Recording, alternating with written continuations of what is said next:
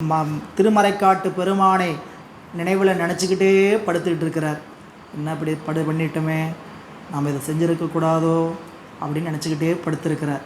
அப்படி நினச்சிக்கிட்டே படுத்திருந்தபோது சாமி அப்படியே வெந்நீர் அணைந்த கோலத்தை காட்டி, நான் திருவாய்மூரில் இருக்கிறேன், என்னை தொடர்ந்து வா என்று போனார். இங்கே ஒரே ஒரு வா தான் கொடுத்துருக்கிறார். ஆனால் அவருடைய திருப்பதிகத்தில் சாமி திருக்குறுந்தைகளை பாடுங்கன்னு சொன்னாங்க. வாய்மூரில் இருப்போம் வா என்று போனாரேம்பார். வருகன்னு அப்படி போனவர் அப்படியே அடையாள குறிகளை காட்டிகிட்டே போவார்.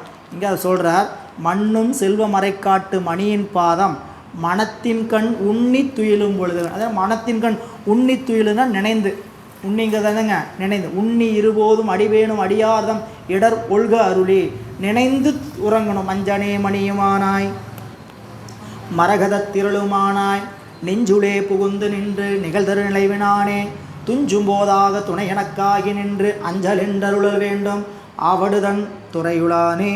சாமிகிட்ட உறங்கும்போது விழிக்கும் போதும் அவனுடைய நினைப்பு இருக்கணும், உறக்கத்திலே அவனுடைய நினைப்பு இருக்கணுங்கிறத நினச்சிக்கிட்டே படுக்கணும்.